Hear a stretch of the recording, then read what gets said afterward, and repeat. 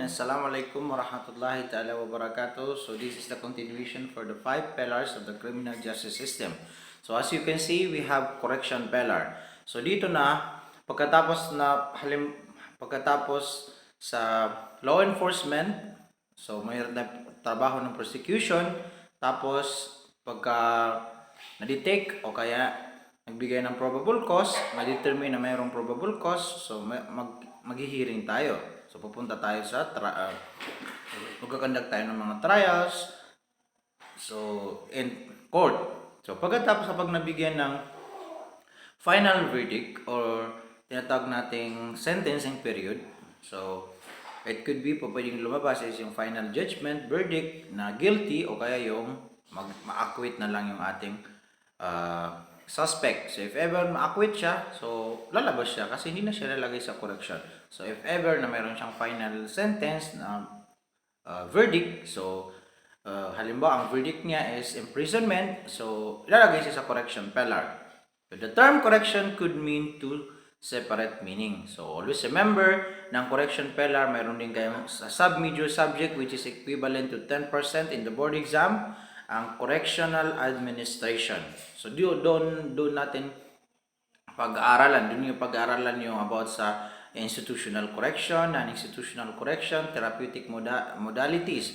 So doon makikita natin kung ano yung anong ginagawa sa correction. So this in this Philippine criminal justice system is pahapyaw lang. So could mean two separate meanings. So first, ang ano niya is it is the institution that provides community's official reaction to a convicted offender. Such institution is a branch of the administrative of criminal justice charged with the responsibility of custody, supervision, and rehabilitation of the convicted offender.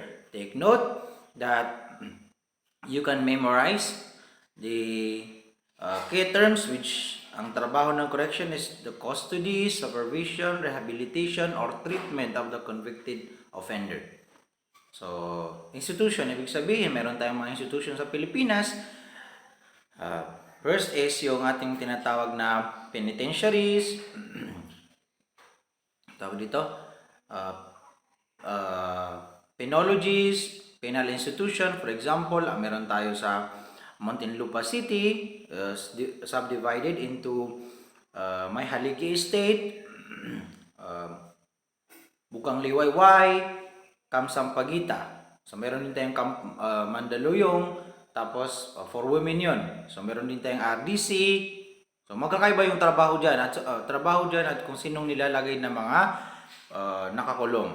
So meron din tayong Iwahig Penal Colony, San Ramon Penal Colony, meron din tayong Sablayan Penal Colony, sa ano rin, matatagpuan din sa Palawan, meron din. So those are the correction institution. So meron din tayong BGMP. So yun ang pinakakilala ninyo kung saan kasali sa Tri Bureau na nasa 6975. O kaya naman pwede kayo magtrabaho doon sa ating provincial government kung saan sinusupervise at saka minamanage ng ating provincial government. So number 2, ang second is it is a study of methods that have been and are employed for the punishment and deterrence of such behavior, and a study of efforts to accompany the punishment with measures that are intended to change or correct offenders. So pangalawang definition nito is yung method na ginagamit natin para magbigay ng punishment doon or mag-deter. Punishment or deter sa ating mga mamamayan na let's say either kapag gumawa sila ng kaso, gumawa sila ng krimen, so malalagay sila sa bilangguan. O kaya naman, magbigay tayo ng mga measures, sabihin natin na pag nalaman nila na pag nagnakaw ka lang halimbawa ng mangga na hindi sa'yo, pwede kang makasuhan ng theft. O kaya naman, makasuhan agad. So, depende sa aggravating circumstances na ginagawa ng isang tao. So, I think alam niyo naman kung paano nag-ooperate ang correctional pillar. Pero we are going to give you a short brief explanation. So both definitions come from the meaning of penology. So penology, which means a part of the science of criminology which scientifically studies the principle of punishment. So pinag-aaralan sa penology kung ano yung makakabuti sa ating pamayanan, ano yung acceptable norms na po pwedeng ibigay natin na punishment. 'Di ba? Makikita natin yung mga dati na merong mutilation, pag gumawa ka ng krimen, papatayin ka through hanging, execution. So those are pinapag-aralan natin kung ano ba yung applicable sa atin, katulad sa Pilipinas. And the management of prisons, kung ano yung paano natin masisegregate, masiseparate yung mga nakakulong. For example, yung nakagawa ng rape, mass killing, mass murder, sinasabi natin parate. So dapat isegregate natin yung maximum, minimum, at saka medium security. So para hindi sila maghalo-halo. Dapat malaman din natin yung tenure, or for example yung duration, length of their sentence. Diba? Baka mamaya yung isa is 3 years lang, 1 year lang, so bakit mo ilalagay dun sa mga lifetime imprisonment? Reformations and other confinement units. So dito naman is meron tayo, sa penology is meron tayong sa kabuuan nito, meron tayong mga binibigay na recreational facilities, vocational activities, pwede rin mag-aral sa loob ng kulungan, sa religious leave, magbigay din tayo ng mga dental or medical services, and so on and so forth. The birth of penology is also considered the birth of a human approach in the administration of justice. Kasi nga, from time immemorial, nalaman ng ating mga kaninunuan na para ma-deter, para ma-stop, ma-hinder yung ating mga criminals, so we must provide a restriction o kaya mag-provide ng kalakip na parusa sa kanila. So ang naisip is ikukulong yan, ibibilanggo para hindi na siya umulit sa kanyang nakagawian, nakasanayan.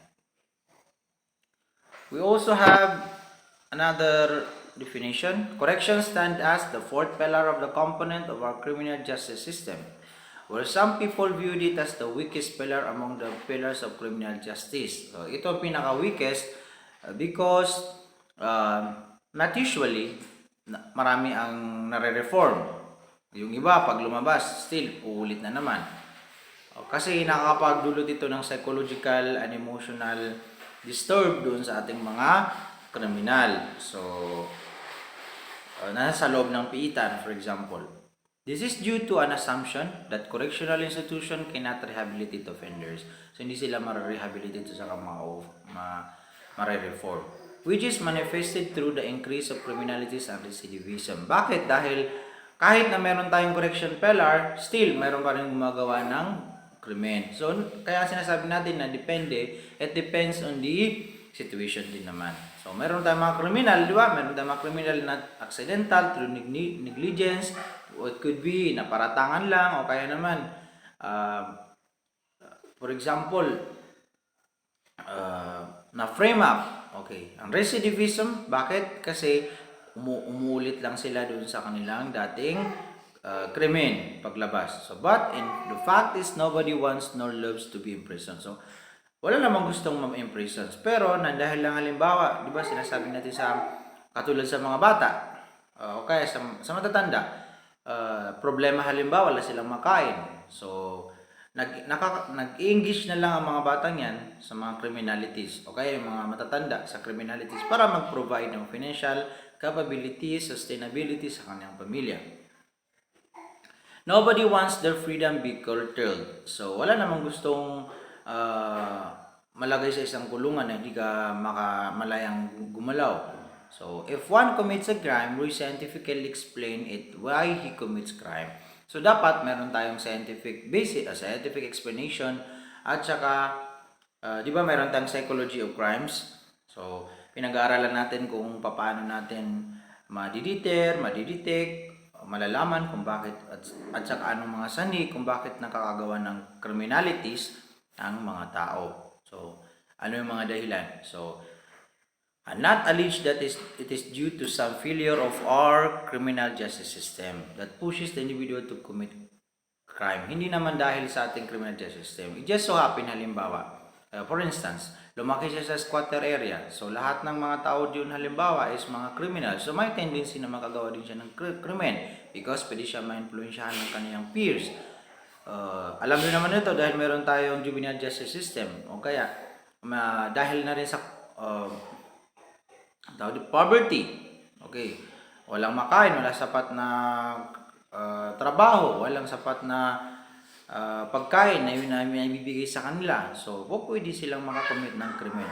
So, correction denotes its concern and operates as society's primary formal dispenser of punishment. So, correction sila yung nag-entertain dun sa pagbibigay ng punishment dun sa ating mga kriminal. Corrections, however, is more than simply a nice term for punishment. So, para lang maganda yung pakinggan, so a simpler term for punishment. The root of the word implies and focuses on correcting a problem or series of problems in society. I'm sorry, akala ko kayo yung mga second year. First year pa pala kayo. So, correcting a problem or series of problems in society. So, yan. It has come to stand for a broad category of activities ranging from the incarceration of offenders to assisting ex-offenders in securing employment. Okay, when we say a broad category of activities ranging from the incarceration of offenders, ibig sabihin, para ma-stop nila yung kanilang ginawa, pagbayaran nila, so i-revert natin while nasa correctional institution sila, yung kanilang attention, it could be, pwede silang bigyan ng mga vocational activities, vocational program, magtahi, manahi, magsaka for example, kasi mayroon tayong mga penitentiaries na mayroong nag-offer ng ganyan. So, to assisting exponent in securing employment and education. If ever ma-take up ninyo yung therapeutic modalities, so mayroon tayong mga manipulative techniques, executive techniques. So, the community technique, for example. So, mapag-aaralan dyan kung ano yung pwedeng maibigay ng community. Ito naman sa community dun sa ating mga ex-offenders. Employment and education in the community to provide assistance for the victims of crimes. Okay, pwede rin dun sa education in the community o mag-provide ng assistance dun sa mga biktima ng krimen na nangyari.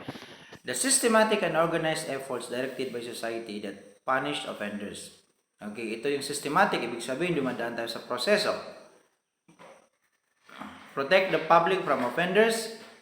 Okay, mayroon tayong mga correctional awareness, for example. Change the offender's behavior. So, reform natin yan. And in some cases, compensate victims.